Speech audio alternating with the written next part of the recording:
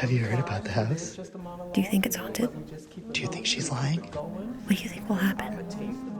As a matter of law, the house is haunted.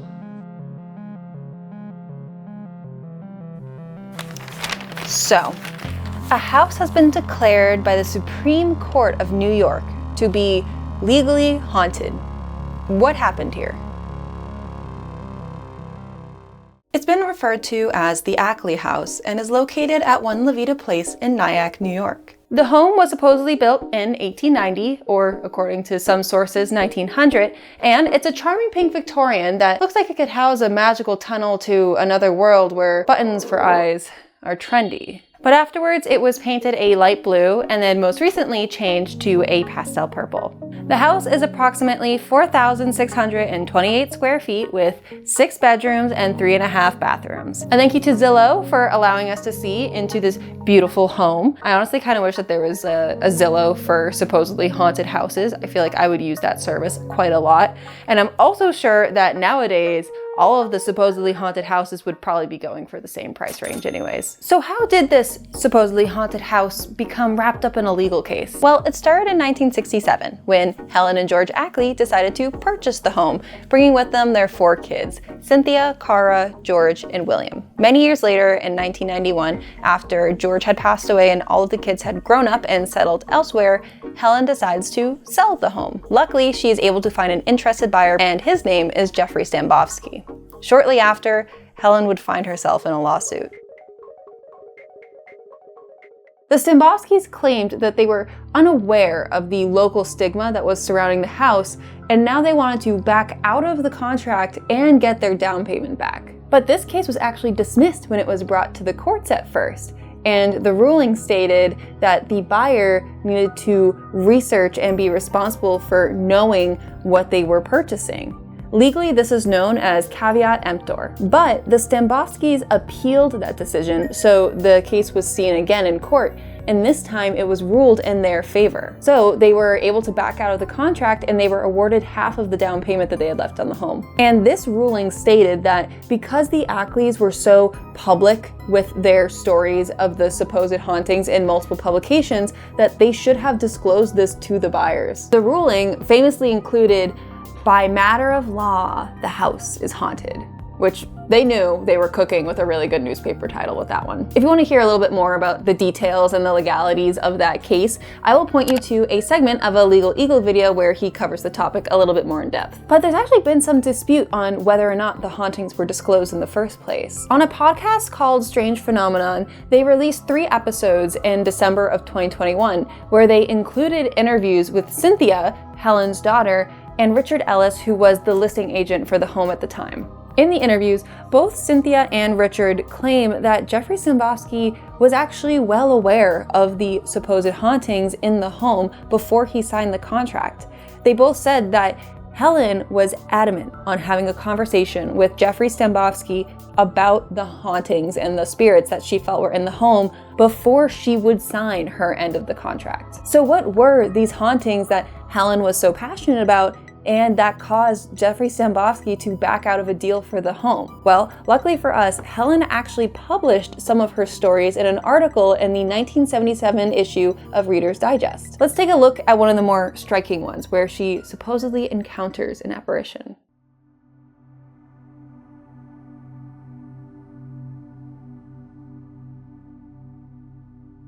One day, I attacked the Battleship Gray living room. Paint time was at hand, and I was perched atop an 8-foot stepladder when I felt watching eyes. The feeling was not unfamiliar, but it was still a bit unnerving. I knew George was at work and the kids were in school. I turned my head. The room was empty. I started working again, but the eerie feeling persisted. So I spoke out loud. "I hope you like the color. Hope you're pleased with what we're doing to the house. It certainly must have been lovely when it was first built." As I talked, I kept painting, but I felt the energy of those eyes, focused on the nape of my neck. I looked over my shoulder again. He sat there in midair, smiling at me in front of the cold fireplace. Hands clasped around his crossed knees, he was nodding and rocking. He faded slowly, still smiling, and was gone. But I knew then that he approved of the work our family had lavished on our mutual home. What did he look like? He was the most cheerful and solid-looking little person I've ever seen. A cap of white hair framed his round, apple-cheeked face, and there were piercing blue eyes under thick white eyebrows. His light blue suit was immaculate. The cuffs of the short, unbuttoned jacket turned back over ruffles at his wrists. A white ruffled stock showed at his throat. Below breeches cut at his kneecaps, he wore white hose and shiny black pumps with buckles. No, I wasn't drinking that day. No, the paint fumes hadn't got to me. No, I don't know why I saw him then, and have never seen him since. But I do know that he seemed happy to be there, and I was proud to meet him. There are more paranormal encounters detailed in the publications from Helen, like the beds shaking to wake the kids up to go to school, but stopping when they could sleep in, like on weekends and holidays. Spooked contractors that felt something was off with the home. An apparition of feet clad in moccasins that was seen by her husband George while he was going up the stairs. Small trinkets were left as gifts for the kids during big life events. One time, a guest had seen a silhouette of a man dressed in a long revolutionary-styled coat wearing a powdered wig. Another time, one of Helen's own sons came face to face with an apparition. And when looking at photos of Revolutionary War era clothing, her son pointed out that the outfit of a Navy lieutenant specifically was what he had seen the spirit wearing. In the podcast that I mentioned earlier, Helen's daughter Cynthia detailed some of her encounters with an apparition of a woman that was seen in her bedroom that she ended up dubbing as Cynthia's ghost. None of these spirits seemed to be mean or negative in any kind of way. But in one instance, Helen felt a somewhat dark and heavy presence next to her. So she started to describe the view of the river and how much she loved it and appreciated it. And after she said that to the spirit, it supposedly calmed down and was at ease. Later, in 1995, an investigator and a medium would reach out to Helen to write a book identifying the spirits in the home. We're going to be talking about that book a little bit more later. But in every publication that Helen wrote and all the interviews I've heard about her, it seems like she really held a love and appreciation for what she felt were the spirits of a beautiful home. Yes, there was some confusion about the haunted status of the house, and yeah, she did end up going through a legal battle for the sale of the home, but in the end, Helen would sell the home to somebody else, and all would be okay. And this would be a beautiful end to the story. But I have some questions. If the home is really haunted, why? What is the history? You would think for a home so, famous for being haunted, that there would be some kind of information on the history of this house. Every article and source that I read would only mention that the home was built in either 1890 or 1900, and that was it. That was all the information that they would give on the history of this home. But which date is right? Who built it? Who lived there? Did anybody die there? Do any of the spirits that Helen or anybody else saw match up or line up with anybody that had lived in the home? I need answers. And unfortunately for my sanity and my sleep schedule, I stayed up late so many nights trying to put the pieces of this puzzle together. So what is the history of One La Vida Place? The first thing to do would be a good old Google search, but when I did that, all that would come up was information and articles about the legal case, which is, annoying but fair. That's kind of the most, talked about part in this case. I tried using my professional Googling skills, but nothing came up. So if you are an article, podcast, video, etc., talking about the actual history of this house, I'm sorry, I couldn't find you. So I needed to conduct my own research. Man, if only there was like a large scale survey of cities and towns that would go door to door to figure out who lived at what house.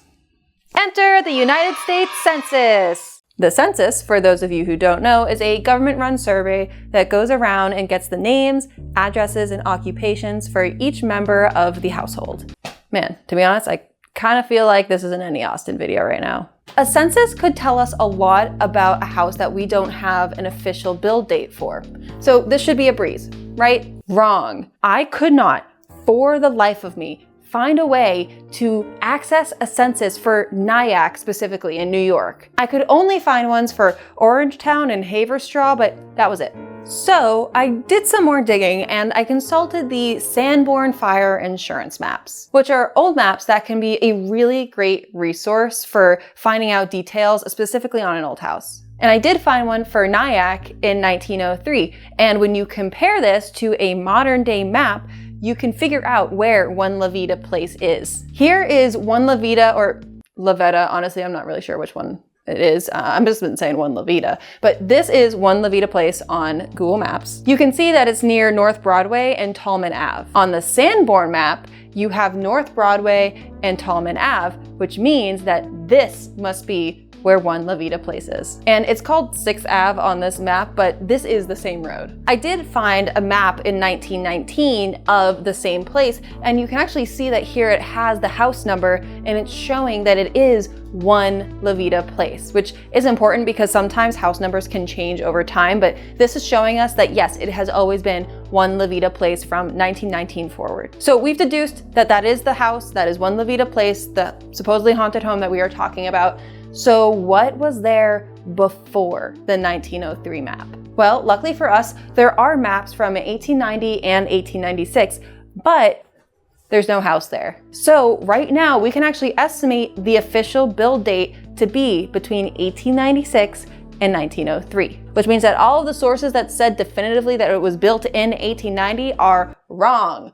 Debunked. Also, I've looked at these maps before, but I didn't realize you can learn quite a lot of cool things about the houses that are on them. Here is a legend that can help us identify the markings that we see on the map. So on the map, you can see the number 2, the letter D, and a small X. The number 2 is indicating that this is 2 stories tall. The letter D is showing us that this is a dwelling. So yes, it is a home, people live in it. And also the fact that this is yellow on the map is indicating that it is a framed building, most likely made out of lumber. And the small X means that this had a wood shingled roof, which I think is interesting that you can learn all of that information from the map. In the 1919 map, we can find out some additional details. You can see that there's a 2.5 now in one part of the house, and that's probably indicating actually a vaulted room in a 2-story home, because you can see that there's a 2 for the rest of the house. The main house and this little bump out area have wood shingles because of the little X. The other areas that are showing a small O are indicating that the roof is made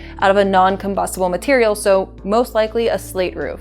There's also been another building that's been added to the property. It's 1.5 stories tall with a wood shingled roof, and it has the word auto in it, which we can deduce is for automobile. So this is a garage. Oh my goodness. Bubba! I was trying to find some more modern maps to compare this to. So I found this one that, so remember how earlier I said I could not, for the life of me, find a way to access a census for Nyack specifically in New York. I could only find ones for Orangetown and Haverstraw, but that was it. Yeah, so turns out Nyack is actually not a town name, it's a village name. And Nyack is a village in the town of Orangetown that is in the county of Rockland, New York. I am not a New York local, so I did not know that. I mean, to be honest, also a quick Wikipedia search could have told me this, but I decided to find out the hard way. Yeah, so let's look at the multiple, very much available and accessible census data for Orangetown of Rockland County, New York. If you have ever browsed an old census before, it looks like it's a lot. You learned about the Sanborn maps, but now you're gonna learn about census data. Not all census are created equally. Some of them are set up a little bit differently, but most of them go like this. You have the street, the house number, the name and relation in the family, race, gender, and age. If they were born in this country, their citizenship and occupation. So the first census that I want to actually take a look at is in 1915, because this is the first census that has all of the recorded counties in New York. So we are guaranteed that Rockland County is in here. In the census, it recorded 7 people living at One La Vida Place. And if you notice, the spelling of the street is different. It's V-I-T-A, which makes me think that actually La Vida is the correct pronunciation and that this person just misspelled it because they were hearing La Vita and put an I instead of an E. Anyways, that's less important. Let's see who's living there. We have Eugene Perry, aged 49, and he is the father and head of the house with his occupation being a lumber merchant. His wife is Margaret Perry, age 48, who did housework, which we can assume, I guess, as a stay-at-home mom. They had 2 daughters and 2 sons, Dorothy, Helen, Eugene, and Erskine, which is a sick name, by the way. They also had a servant named Hilma Wilskma, that is hard for me to say, and she was from Finland. I wasn't sure if census records from before this were going to show Rockland County or One Levita Place, but the 1905 one does, and it shows the same family living there. Now, it's possible that this Perry family is the original family that built the home, but this is where I encountered a roadblock. There is an earlier census, the 1900 census, that does record Levita Place, like the road, but it only lists house number 25, and there is a family living there. But there's also a bunch of families listed underneath it that have no house numbers recorded next to them, which could mean 2 things. Either house 25 had a lot of people in it at one time, or the person who was doing the census just happened to forget to record the house numbers of these people. And I know for a fact, actually, that the Perry family was not living here in 1900 because in a different survey, we can see that the Perry family is living at a completely different location. So if one of those names that doesn't have a house number is living in One Levita Place, we just simply can't know. So either the Perry family moved into the home that was built by somebody else, or the Perry family bought the land and then built the home themselves. Fun fact, after I finished editing and filming this entire video, I was able to find a newspaper article that actually mentions the sale of the plot of land in 1901 as an empty plot of land, which means that there was no house built yet in 1901. So we can change the estimated build date to be between 1901 and 1903. But the earliest family that we can trace so far living in the home is the Perry family in 1905. And if the house was built between 1896 and 1903, I think there's a fair chance that this could be the family that built the home. I will add, I did find an 1890 map that shows the plot of land that the house is on with the number 8 and the name Florence Nichols, but there is no house there. There's also a land deed from 1887 that validates the Florence Nichols purchased the land, parcel number 8, from an Ann Stewart. So it's possible that Florence Nichols purchased the land, built the house, and sold it to the Perrys. It's also possible that Florence Nichols purchased the land, sold the land to somebody else, they built the house, sold it to the Perrys, and also that Florence could have purchased the land, built the house, sold that house to somebody else, and then the Perrys bought that house from that mysterious middle family. So, who knows? Well, good thing for you, past Jenny, that future Jenny kinda knows. Even though I'm not able to find a definitive family name attached to the building of the house, that newspaper clipping from 1901 actually helps a lot. The plot of land was sold to the Harlow family, which from the census data we know actually lived at 25 Levita Place, and they stayed there. So they most likely bought up lots of land to sell to other people. So I'm still betting heavily on the Perrys being the original builders. So how long did the Perrys actually live there? The last time we see Eugene in the census is in 1930. And that's because in 1932, on the 20th of February, Eugene passes away at age 66. I actually did a little digging and I found his grave on the Find a Grave website, which actually has a clipping of his obituary from a newspaper. Nyack Rotary Club in tribute to Perry. The 9th birthday of the Nyack Rotary Club was saddened yesterday when the meeting was conducted as a memorial to Eugene F. Perry, who died Saturday.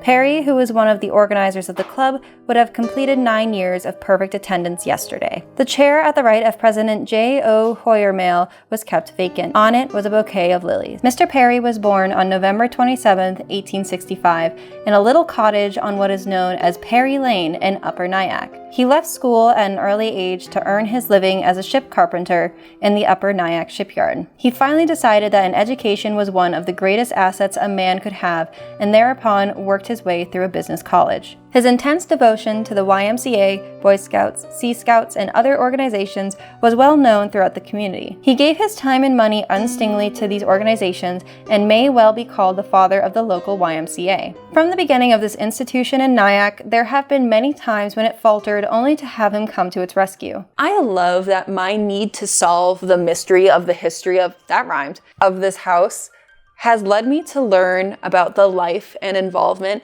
of a man who had lived in New York in a time so different from mine, who I would have never heard of otherwise. Out of curiosity, I wanted to see if I could find more information on Eugene's passing, and I did, in a different issue of that same newspaper. Heart attack claims life of Eugene Perry. Village mourns unexpected death of man prominent in civic life. Dies at breakfast table. People of Nyack and vicinity were shocked and grieved this morning to learn of the sudden, totally unexpected death of Eugene F. Perry, long a figure of importance in this part of the county. Mr. Perry was stricken, probably with a heart attack, while at breakfast this morning at about 8 o'clock. This is so important because this is the first time in any of this research that we have a confirmed death in this supposedly haunted home. So how long did the Perry family live there after Eugene's passing? Well, his wife Margaret passed away at age 70 on the 18th of December, 1936.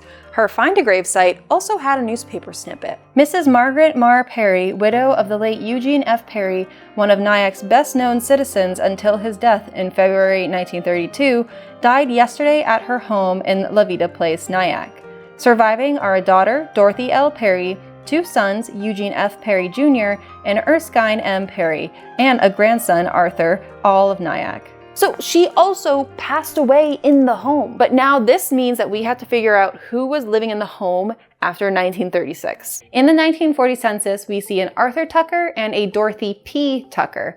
This is Dorothy Perry, the daughter of Eugene and Margaret Perry. She must have lived in the home with her husband after her parents had passed away. She passed away in 1951, but according to her obituary, she lived at 31 La Vida Place, which is just a few doors down from 1 La Vida Place. So then who was living in the home in 1950? Well, in the 1950 census, we can see that 1 La Vida Place has a bunch of names attached to it, which I think means it's now apartments. We have on the first floor, Alice Cruikshank, the landlady, and 2 vacant apartments.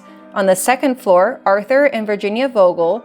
Then on the third floor, we have a John D. Christie with his wife Mary and his son Edward. Now, I can't verify any census data after this because we would have to look at the 1960 census, which is still classified and will only be released in 2032. But I have an insatiable curiosity to figure out the story of this house. So I looked for even more information, and I did that through old newspapers. In a 1990 newspaper, a John H. Secor Sr. mentions that he was living in the home in the early 1940s. In 1947, a Louise Bellardo was a runner-up for a photo contest, and it mentions that she was living at 1 La Vida Place. In 1948, there's an ad for a vacant but furnished 2-room apartment in the house, and mentions a Mrs. Newman is living in the house on the second floor. In 1954, John and Mary Christie from the census that we saw have another son at the apartment. In 1955, a Ralph Topman was accepted to the Clarkson College of Technology, and he is the son of Nikolai Topman and his wife, who also live at 1 La Vida Place. Then in a newspaper from a year later, in 1960, a Maud M. Cruikshank, who lives at 1 La Vida Place, has passed away. I'm assuming that Maud Cruikshank was the landlady of the home and that after she passed away, the house was vacant because the Ackley family specifically mentions that when they had purchased the home, it had been vacant for 7 years. And they purchased the home in 1967, which puts when Maud Cruikshank passed away in 1960 to when they purchased it in 1967, 7 years. So now we kind of figured out a little bit of that mystery. So a lot of the newspapers after this are talking about the lawsuit surrounding the home. In a newspaper from 1990, we see that Helen actually sold the home to a Harold B. Siegel, which is interesting because in a lot of the other sources that I read, it's well known that Helen actually sells the home to an Adam Brooks, who is a pretty well-known filmmaker. So there must have been some kind of deal that fell through before Adam Brooks actually purchases the home. In 2012, Adam seems to be having a moving sale, and we learn that he actually sells the home to well-known singer Ingrid Mickelson. Then in 2015, she sells the home to a well-known artist, Matthew Paul Miller, also known as Mataseo. And fun fact, he is the one who paints the house blue. He then sells the home in 2021 to the current owners, and that information is private. From the beginning of my research, I felt like I knew next to nothing about the history of this home. And after doing a lot of research and finding all this information, I feel like we have a clearer picture of the history of this house and a clearer story of who lived there. Except for that pesky beginning. In that podcast that Cynthia, the daughter of Helen, was interviewed on, she actually mentions that she knows the grandson of the builder of the house and that his name is Scott, but she doesn't mention a last name. And I've reached out to a few people who could maybe help me pin down what that last name could be, but unless I hear back from any of them, we just can't know for sure. I do think we have a pretty good argument, though, for it to be the Perry family. Now, why did we do all of that research? Because if you're going to claim that a house is haunted, I'm going to look into it and see if there's anything historical to validate that claim. But remember that book that I told you about earlier, the one that the investigator in the Medium wrote? It's called Sir George Ghosts of Nyack, and it is impossible to find a copy. I think I found one on eBay one time for like $200, but I couldn't find it again. So like, I'm pretty sure that was a fever dream. I'd actually wrapped up all of the research for this video and about this topic when I stumbled upon another video from a different creator named Gibi's Horror Homestead. And he covers this topic and he has the book. So I reached out to him and he was able to give me scans of the pages. So thank you so much, Devin from Gibi's Horror Homestead. Big help. Everybody go check out his video because he dives into this book more than I do, and it is a wacky read, let me tell you. So this book was written by Bill Merrill and a medium named Glenn Johnson who would contact the spirits. And I'm gonna be honest with you,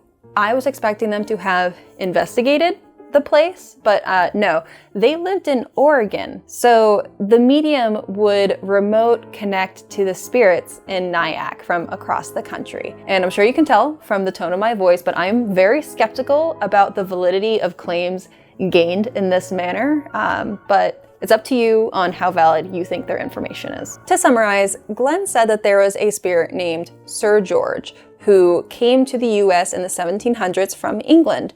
And when he was alive, he went by the name Michael Williamson, and that his secretary, Margaret, was also haunting the house. Now, Sir George claims that he had lived in a home 3/4 of a mile north from where One La Vida Place is now, and I don't know, maybe I'm like a little close-minded to think that it's strange for a spirit to have like walked 14 minutes down the road to haunt a completely different house. Maybe that's just me, I don't know. Bill, the author, wanted to try to add validity to Glenn's findings, so he starts looking into the local history of the area. He supposedly gets in contact with a local historian who shares an old map of the area, but this map is focusing on a completely different section of old houses and land from where One La Vida Place is. And all of this is on information that was discovered through remote mediumship from across the country without any in-person investigation. So I don't know how valid all of this is. That was also the only history talk in the book.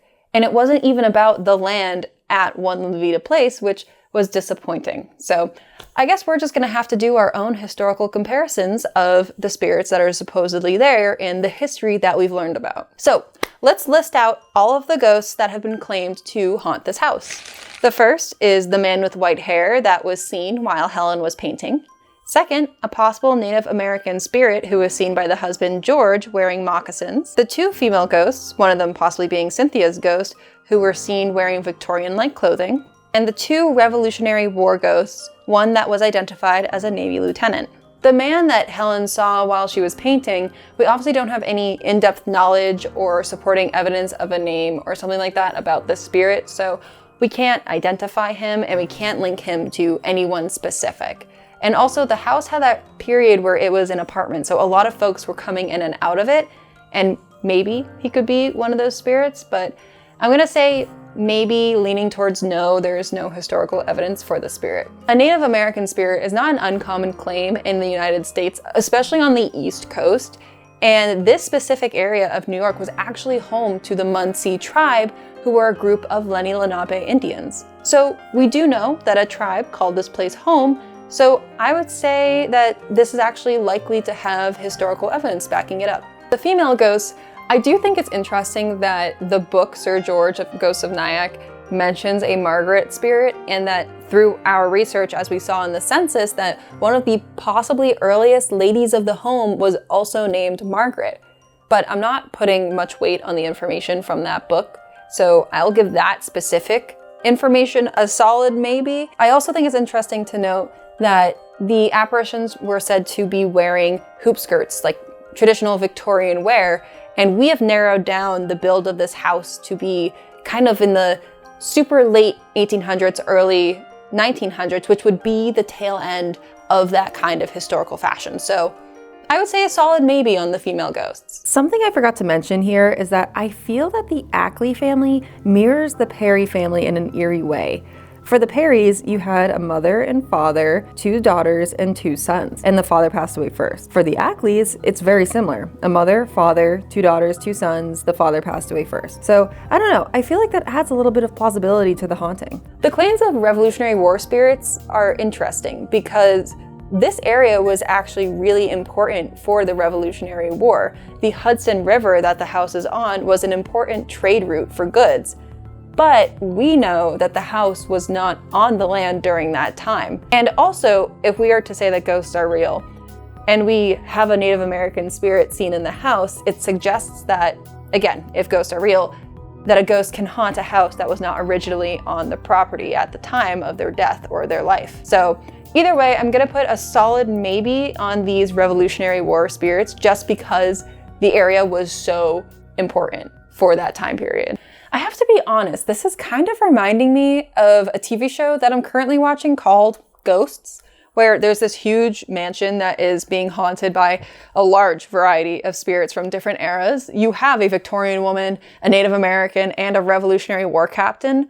Man, actually, it's like really similar. We're just missing a few key other characters. So, is there any validity to these claims, to this haunting? It seems like only the Ackley family had any experiences. In a newspaper article that we looked at earlier, some gentleman in the early 1940s claimed that nothing happened, and apparently subsequent owners also didn't really experience anything. The most interesting thing to me is that this beautiful and historic home had its history relatively unknown until now. I feel like we mostly solved the history of this home's, well, history. When I first started this, I only really knew of it as the Ackley house. And yeah, the Ackleys did put it on the map for so many, but the house is more than that. This kind of local history is really important. So if you feel inclined, please check out the Nyack Historical Society and the Southeastern New York Library Resources Council and support them in any way that you can, because they provided sources that were so integral to my research that helped me figure out everything that we just learned today. We've learned about everyday people, just like you and me, who this house had an impact on. It wasn't the Ackley house or the haunted Nyack house or even the Ghostbusters case. For them, this was home. Man, you know, Helly's pretty lucky. A lot of haunted house stories can be pretty scary, but hers was really nice. I mean, it's a good thing that there's no such thing as haunted roads, right?